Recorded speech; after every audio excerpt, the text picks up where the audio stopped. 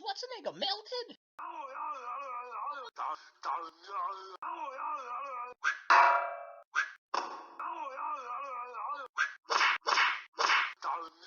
You suck. Hey, weren't you on Wings?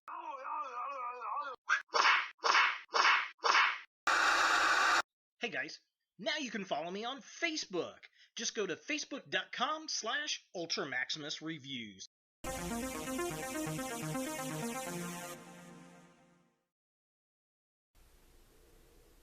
Hello YouTube, Ultra Maximus back with another retro review, and today we're rewinding it back to 2006 and Spider-Man 3's Sandman. And not just any Sandman, it's the Battle Attack Sandman. I actually picked this figure up at my local flea market over the weekend, and he just kind of sung to me. He was $2.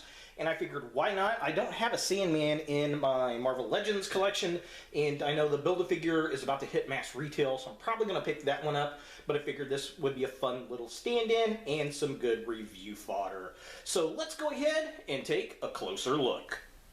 So here we have the Sandman, and it's actually not a bad figure. I like all the details on this guy. He is a 5.5-inch scale figure, so he's a little smaller than the Marvel Legends figure scale, obviously, but that's okay. He's kind of in a walking pose, and if you put him in the background of a collection, you could probably smudge it out. He does come with some really goofy looking hands there.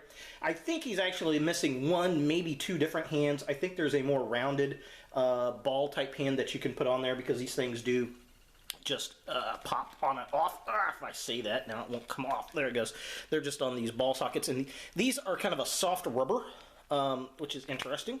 And yeah, overall, I mean, the detail's pretty neat. I like it. We'll take a closer look at the detail. It looks like Sandman, and the mold of the face actually is pretty decent to, was it Thomas Hayden Church that played Sandman? It's got a pretty decent resemblance to him, or maybe Arnold Schwarzenegger. I don't know. Either one. Now, as far as articulation goes, not much articulation. His head does rotate. It does kind of move up and down a little bit because it's on a ball joint. The arms do rotate all the way around, but there is no other rotation. Nothing else there. These pieces do rotate because they're on a ball socket, so you can get some maneuverability. There is nothing at the waist, which is unfortunate. The legs do rotate back and forth. They do not go out.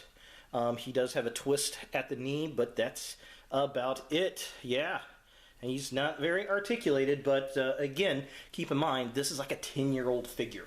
So taking a closer look at the figure itself, it does have a lot of really good detail and sculpting. I like the face sculpt. I think it's pretty close to the actor, close enough, at least for a toy. I like all the sand that's coming up through his shirt. His shirt's got a nice kind of granular feel to it. He's got all the sand bits coming out of his face. Very, very cool. I think they did a good job with that. And yeah, the paint on this is actually really, really good. It's probably got better paint on a figure than a Marvel Legends figure. At least a lot of Marvel Legends figures would have today. Taking a look at the midsection of the figure, again, all the sand bits in the chest. I love the detail on the arms as they come out from his sleeves. It looks like wet sand. I mean, it literally looks like wet sand that you would see on a nice sandy beach. His pants and the belt, again, really done. He's got a funky little piece coming out his butthole there, which is kind of funny. But I like how the pants are darker brown than the actual sand, and it kind of melds down into the actual sand feet, which we'll see here in a second. So again, I think they did a good job with the detail and the paint apps.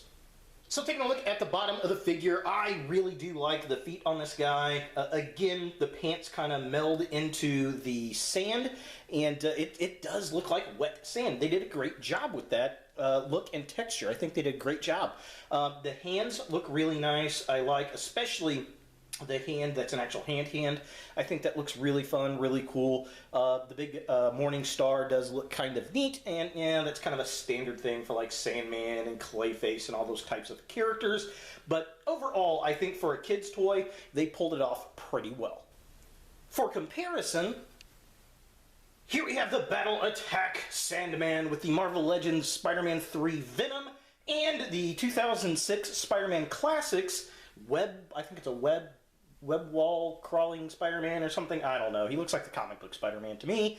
And as you can see, He is a little bit shorter than Spidey, definitely a lot shorter than Venom, and definitely the inferior toy compared to this Venom. This is actually probably my favorite bit about the Spider-Man 3 film was this toy. The toy looked way better than Venom did in the movie, which is kind of funny. But yeah, I mean, you could probably smudge Sandman into a battle scene with these figures. It would work if you had to get him on the cheap. So is the Spider-Man 3 Battle Attack Sandman a figure that you want in your Marvel collection? Well, if you can find him cheap, why not? If you're a Sandman completist, you're probably going to like this figure. If you are a Spider-Man movie completist, you definitely want to pick this guy up. Overall, it's not bad for what it is in the age of the figure. Now, as far as articulation go, it is a little bit limited because, well, I mean, this thing's over 10 years old now. So, I mean, it is what it is. But for the time, it's actually not a bad figure, especially for a movie figure that was geared towards younger kids. So there he is, the Spider-Man 3 Battle Attack Sandman. Hey guys, thanks for watching.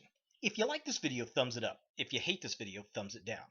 To watch more Ultra Maximus, click on the links to the right. Don't forget to subscribe and share, like us on Facebook, and look for more videos in the future.